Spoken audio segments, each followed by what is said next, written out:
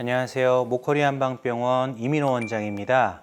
오늘은 근감소증의 효과적인 치료 방법에 대해 얘기해 보고자 합니다. 현대의학에서는 근감소증에는 특별한 치료제나 치료 방법이 없다고 이야기합니다.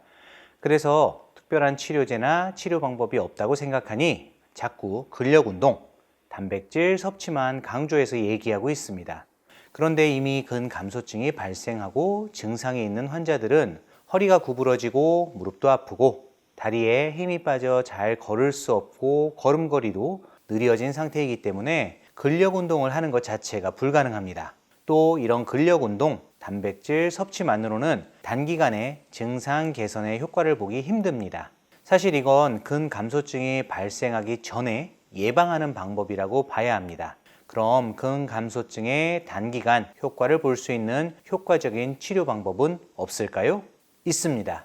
가장 직접적으로 이 근감소증 환자들을 치료하는 제일 효과적인 방법은 남아있는 근육들, 특히 남아있지만 아픈 근육들을 치료해 주는 것입니다. 근감소증이 있으면 그나마 남아있는 근육마저도 대부분 아프고 제 기능을 하지 못합니다. 그렇기 때문에 허리도 구부러지고 허리와 무릎이 아프고 잘 걷지 못하고 걸음걸이도 느려지는 겁니다. 그러니까 이런 남아있는 근육, 특히 아픈 근육들을 우선적으로 치료해서 잘 기능할 수 있게 만들고 아파서 힘을 쓰지 못하는 근육들, 특히 아픈 허리와 무릎 쪽의 근육들을 잘 치료해 주어 힘을 쓸 수 있도록 만들어 줘야 합니다. 이렇게 남아있는 근육을 잘 치료하여 통증이 개선되고 허리도 펴지고 더 잘 걸을 수 있고 다리에 힘도 더 들어가서 낙상 등의 위험이 적어지면 이때 운동을 적극적으로 해볼 수 있게 되는 겁니다. 또 많은 의사들과 사람들이 근감소증에 치료약이 없다고 말하고 있는데요. 그건 현대의학에서 없다는 거고 한약 중에는 노인들의 근감소증 및 노쇠 증상 개선,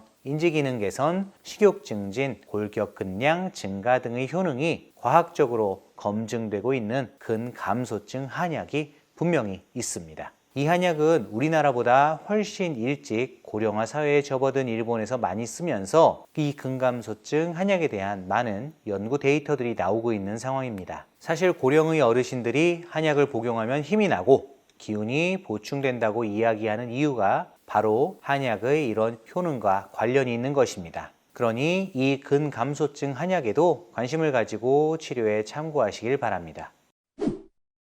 근감소증 치료에서 가장 중요한 것은 걷는데 문제가 생긴 초기에 즉시 치료를 시작해야 합니다. 왜냐하면 잘 걷지 못하는 상태가 되면 주로 누워있게 되니까 활동량이 더 줄고 그러면 근육이 더 빠지게 됩니다. 그러면 근육이 없으니까 더 누워있게만 되고 결국 못 걷는 악순환에 빠지게 됩니다. 그러니 조금이라도 더 잘 걸을 수 있을 때, 또 허리가 많이 굽어지지 않았을 때 치료를 시작하셔야 합니다. 그래서 가장 중요한 것은 근감소증 의심 증상, 예를 들면 등과 허리가 자꾸만 앞으로 굽고 걸음걸이가 느려지거나 다리에 힘이 자꾸 빠져 넘어지고 물건을 드는 것, 특히 중간 크기 정도의 수박 무게를 드는 게 힘들어지는 등의 증상이 나타난다면 즉시 정확한 검사를 받아보는 것이 좋은데, 특히 저희 목걸이 한방병원처럼 근감소증을 정확히 진단하는 기계인 덱사 의료기를 보유하고 있는 병원에서 정확히 검진을 받아보는 것이 중요합니다. 마지막으로 근감소증의 특징이 또 하나 있습니다. 70대 이후에 허리가 구부러지고 허리와 무릎이 아프고 걸음걸이가 느려지는 증상 등이 나타나면